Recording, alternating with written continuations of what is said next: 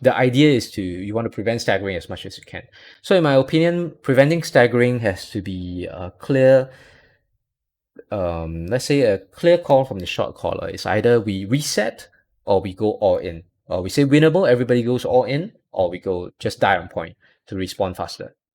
So it has to be a clear instructions from the shot caller. And the team has, of course, it's not just all the responsibility, not the whole responsibility doesn't just go on the shot caller. The rest of the team has to follow uh, his or her call as well. Okay, so welcome to the video. And in this video, I would like to talk about a little bit about staggering. So this isn't an intentional stagger, and it was not intuitive to feel that to get a sense that the team was actually staggering. But I mean, in terms of actual results, it actually did stagger somewhat. So let's see how this fight started. This is the last fight on Volskaya Point B. You guys are on attack. So I'm watching this from Jamster's perspective.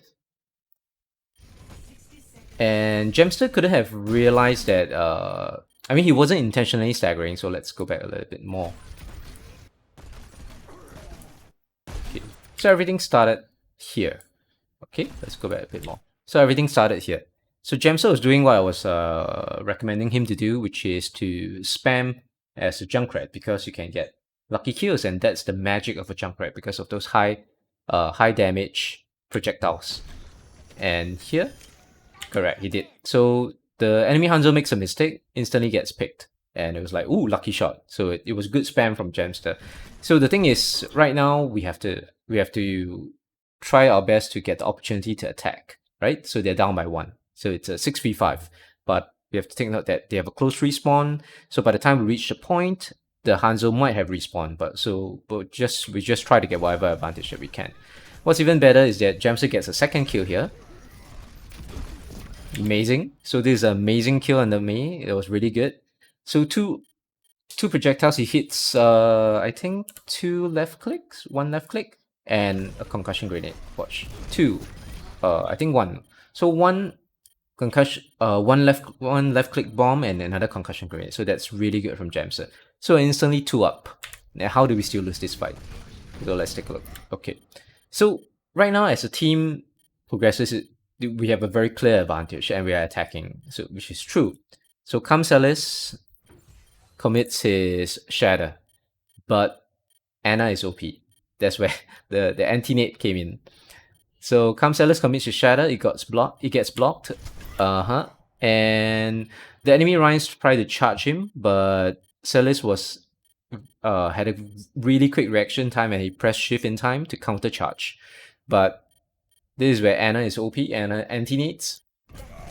And there was no way you guys could have saved Kamsalis here. So it goes down. So the point is we're down 1. So technically we made 2 frags, right? So we should still be up 5v4. Let's look at it from Jamster's perspective. So Jamster is doing his job, spamming from high ground, from a safe position.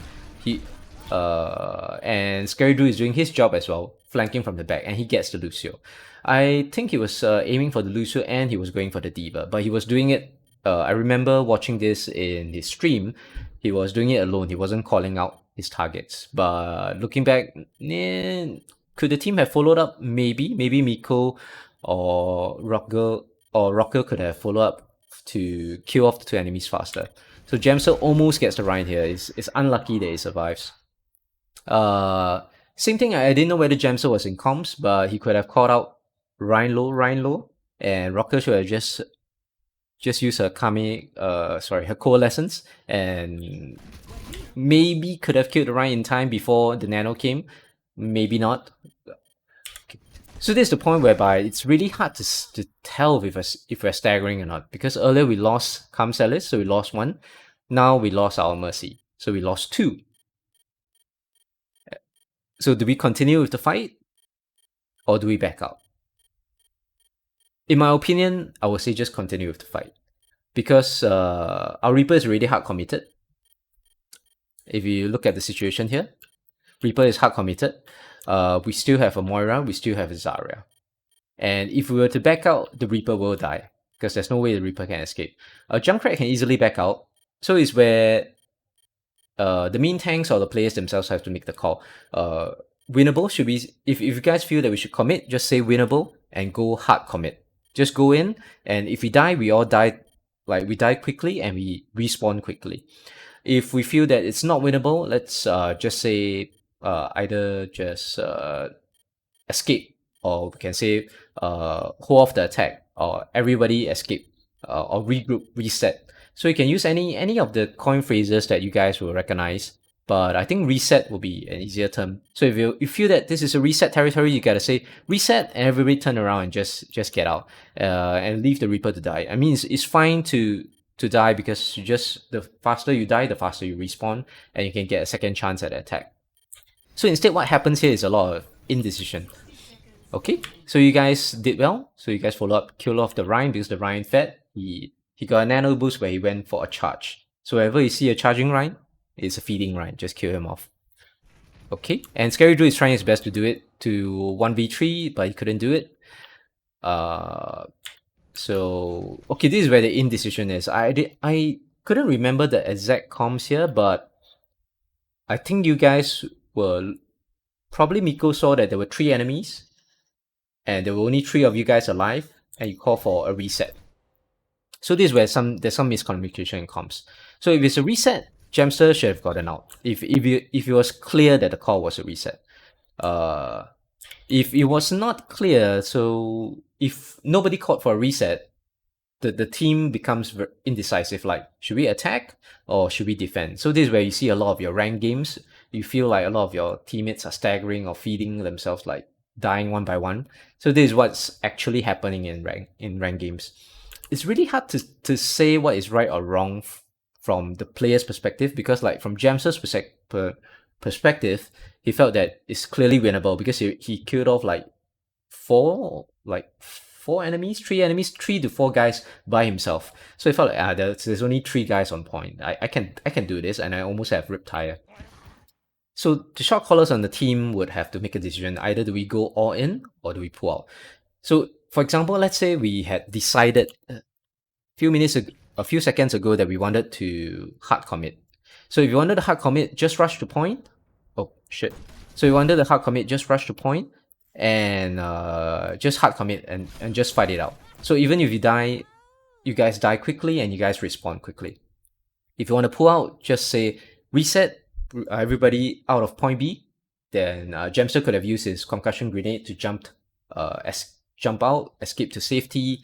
You probably would have survived, and you guys could have regrouped faster with your teammates who are respawning. I believe the last person to respawn would be a Reaper, which is okay, because if a Reaper can use Fate and use Teleport to get back to the fight pretty fast. I think it's about 10 seconds or 15 seconds after respawn. So respawn time is 10 seconds and another 10 seconds travel time, so it's about 20 seconds to get back to the fight. So instead, what happens here is indecision. So Gemster feels like it's winnable, but if you look at Miko's perspective, do I have Miko's perspective? Oh, where is it? Okay.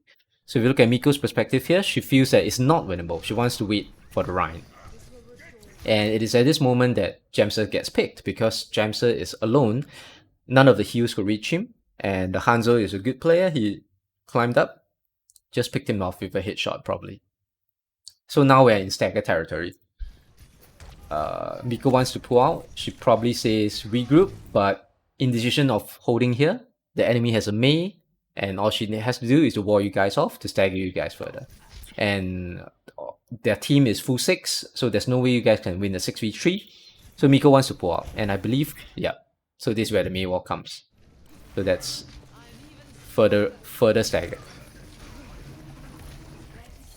So this is definitely dead Rein, and probably a dead Zarya at this point. Okay.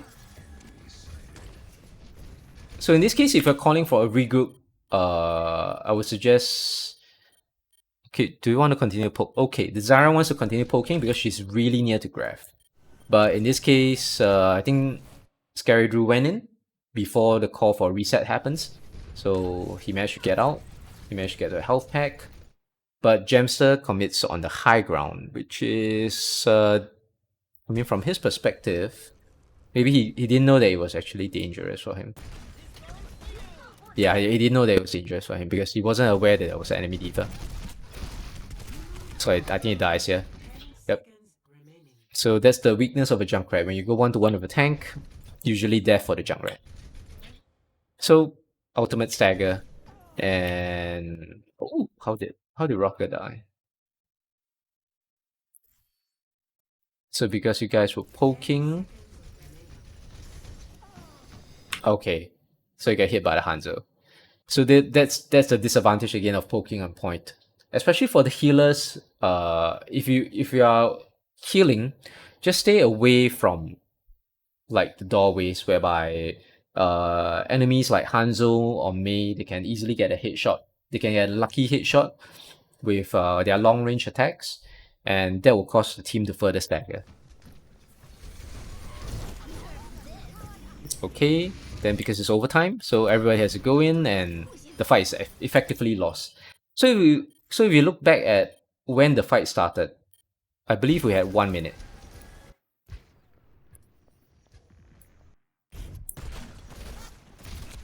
No, yeah, it was earlier than that. Oh, was it earlier than this?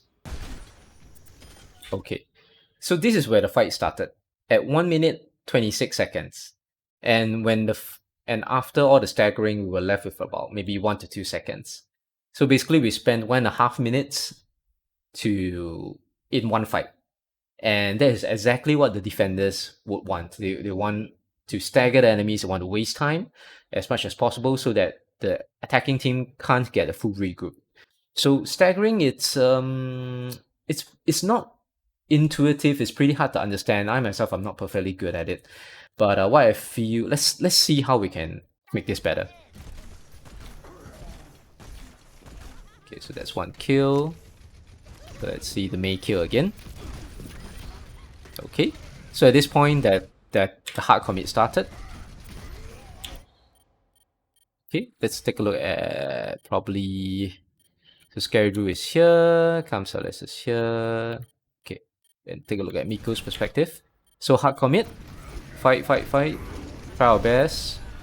Okay, everything's a mess. It's a big mess. We try to kill the Rein. He gets nanoed. And because we had a commit on the Rein, so we go out. So at this point, oh, Scary Drew died. In my eyes, this is reset territory. Because who's left alive? Gemster, Rocker, I think is right behind you, right? Yeah, Gemster is alive, Rocker is right behind you, so that's a 3v3. I mean, it's a baby D.Va, but it's still a 3v3, in my opinion, like maybe 2.5 versus 3, but they have closer respawns, so I would actually back off because it's quite unlikely that the three of you guys can pull off everything against the respawns that are coming back to reinforce them. Okay, so if we had regrouped here, let's say this is 56, Scary Drew will take about 10 seconds to respawn and about 10 seconds to get a point, right? So let's see, 56. So let's check out how much time will he take to get back to the doorway of point B. So it's about 10 seconds to respawn. So it should be respawning about 47, 46. So actually he does a teleport, but he can actually technically do a fade before doing a teleport. That will be slightly faster. So he gets back to the fight. Almost. Okay. So he gets back to the fight at 32 seconds left. So if the team had pulled out fully with no deaths, no staggers, you guys will have a second fight that will last 32 seconds or 30 seconds. Let's make it. So by trying to minimize staggering, it gives the attacking team more opportunities to attack. As the defending team, what you want is to stagger the enemy as much as you can. So staggering the kills, delaying time, buying time, that's what you want as a defending team. But on 2CP or on hybrid maps, when you're attacking, the idea is you want to prevent staggering as much as you can. So in my opinion, preventing staggering has to be clear let's say a clear call from the shot caller is either we reset or we go all in. Or we say winnable, everybody goes all in, or we go just die on point to respawn faster. So it has to be a clear instructions from the shot caller. And the team has, of course, it's not just all the responsibility, not the whole responsibility doesn't just go on the shot caller. The rest of the team has to follow his or her call as well. Like, let's say if your main tank is a shot caller, the main tank says winnable, everybody go all in, and or everybody die on point. So everybody just goes in, tries their best to get outcharged and suicides on point without committing any additional ultimates. Because when you call die on point, you know that you're going to lose this fight. You want to save up all your resources, all your outs to win the next fight. So you just want to respond as fast as you can, but of course, still doing as much damage as you can to the enemy so that you can get the outs faster for the next fight. Okay, so that's my short rant about staggering. Hope you guys can see, get something useful out of this short video. And thank you.